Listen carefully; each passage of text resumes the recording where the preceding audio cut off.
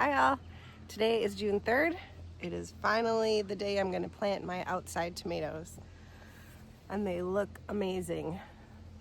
They're about 18 inches tall and loving life. So I'm going to do something new that I haven't done in the past.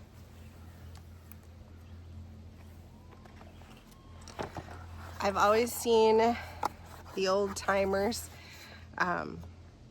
put an egg in the hole before they plant the tomato. So I'm gonna try it and see what happens. Apparently the benefit is from the calcium. So I'm just gonna drop it in the hole, crack it a little bit, and then cover it with soil so the roots don't touch the egg, and then put the plant on top. Well, you would not believe I had to go in and out of the house like 5 times because I forgot my knife, my gloves, the eggs, just everything.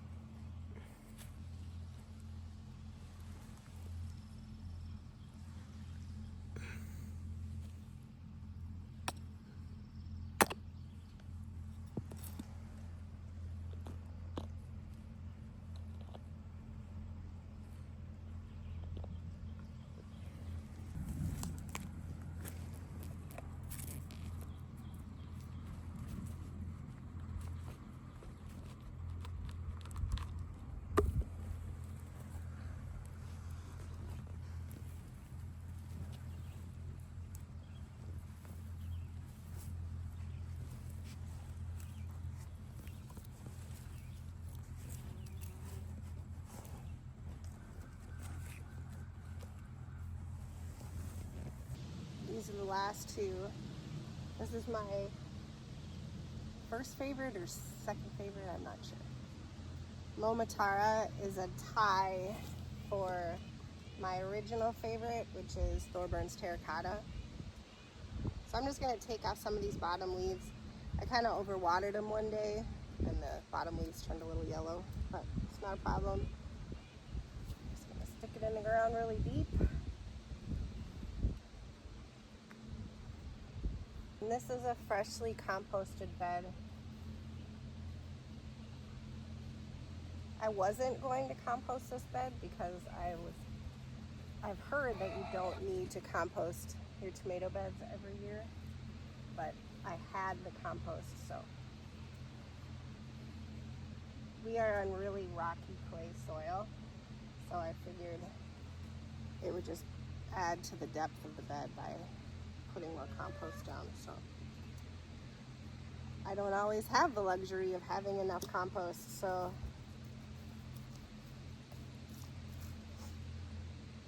probably shouldn't be putting this variety over here because it's one that's supposed to get really big.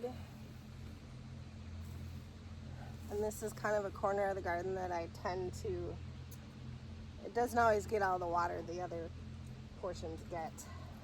So I'll have to make a point of really getting the water over here. Move that one too. Tomatoes don't like to get their leaves wet, so as much as you can take off leaves off the bottom. But they are their little solar panels, so I try to leave as many as I can. All right, that's it for this side. We've got a dozen on this side, and then I'm gonna put a dozen on the other side too. I just kind of got covered up with some mulch over there, so you can't really see, but it's tomato season! Yay! I did all the slicers out here, and then I have another bed that I'm gonna put cherry tomatoes in, cherries and the paste tomatoes, so I'm gonna put those up there, and I'll show you that when I get to it. Just gonna go turn on the water quick. I sound out of breath. I have not been well. I ended up with some virus last weekend and was kind of down for the count, like Slept all Saturday. Well, had a fever. So now I'm just a little stuffy. And it's hard to tell if it's allergies or leftover illness, or you can't really see how hazy it is here today. The fires in Manitoba, I know it seems like all I talk about are fires, but the wildfires in Manitoba are making it really smoky here lately. So I have a real fancy watering system. It's just a spinner on a bucket. And I have about 6 zones, so I'll move it about 6 times. I've considered doing drip line, because I know that's what everybody's thinking. But that's a lot of money and a lot of messing around, and you got to replace them, I feel like, all the time. So I replace a sprinkler or 2 every season and just move a hose around. I use these little rocks to drag the hose around so that it doesn't interrupt the beds. Joel hates my system, but it works. I think he would rather see some sticks or some posts or something. Maybe it's easier to weed whip around. But he did a great job on all of the mulch while I was sick. I think there's still a few beds to go, but awesome job, hun. Thank you so much. I love it. We just have it in the aisles, and that'll break down over time. We mulched them like this, I think 2 seasons ago, so it breaks down pretty fast. Today is actually a really good day to plant tomatoes because, and I can't tell if it's overcast or if it just seems overcast because of the smoke. But, so maybe not the greatest day to be outside, but a good day to plant tomatoes because they won't get too hot or sunburned, or, you know, because now you'll see I just said, well, they don't like to be top watered, but that's exactly what I'm doing. You know, tomatoes get rained on. When I can help it, sure, I will bottom water them, especially when they're seedlings. So when they're seedlings, I love these trays for bottom watering because just look at those. I mean, those are amazing. I should measure it. I know I'm tooting my own horn here, but my tomato seedlings for the last 3 years have been very sad. So yeah, these are 24 inches tall. Can you see that? Yes. So, especially when you're talking about seedlings, tomatoes like to be bottom watered. And even in the greenhouse, I have a drip line, and I've been just hand watering them at the base. But, you know, plants outside get rained on. And the idea is that when they get rained on, the leaves, the water splashes on the soil, and so any diseases or funguses or, you know, weird bad stuff in the soil splashes up onto the leaves and then can start to harm the plant, you know. But I'm always going around, am I really though? I'm always going around pulling off the bottom leaves anyway. You know, once they flower there and I've picked that fruit, I will strip the leaves off the bottom of the plant anyway.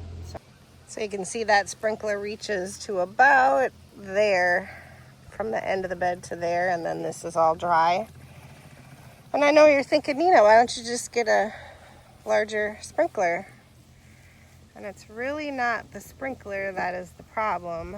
The problem is it's so far from the water source. So the well is way over on the other side of the house. You can see that little orange bucket there. So because it's so far away, I don't have as much pressure that comes through here. So that's why I have to have my zones. So I'll water here for about 20 or 30 minutes. I usually like to water at night. I'm only watering right now because I just transplanted these tomatoes.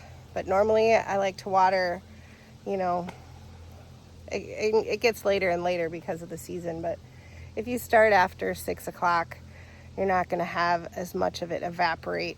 You know, the sun isn't beating down on it directly to evaporate the water that you're putting on the soil. So that is, again, another reason why it's the perfect day to plant tomatoes today, or really anything, because it's so overcast.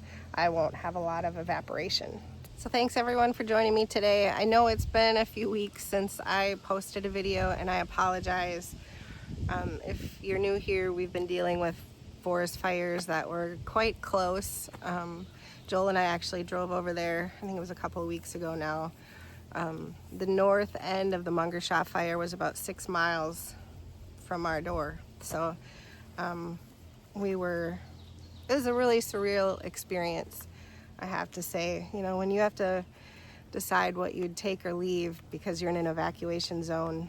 And we never had to evacuate, I should clarify. There were people who had to evacuate multiple times, and I feel so lucky that we weren't in the evacuation zones that had to evacuate. But we were told to be ready to evacuate. So having to decide what you would take out of your house and throw into your car, and how do you deal with the animals, and you know, it was really tough. We had a bag packed and my important documents in the car, and I didn't know what else to do. It was hard to get to do more than that. I felt like I can't start going through photo albums, or, I mean, like, where do you stop? So thank goodness we did not have to evacuate. And the fires are now, I don't know if they say out, but they say contained. Also, what we have been doing in these last couple weeks, I haven't posted. We had a pond dug in front of the house.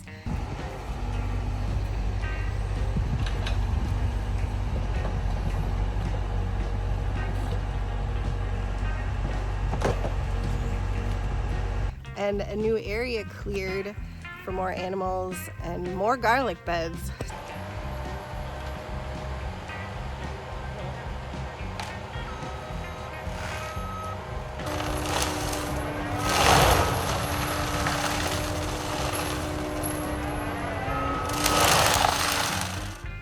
So thanks again for sticking around for my tomato video. If you're new here, we hope you'll subscribe, and we'll catch you next time.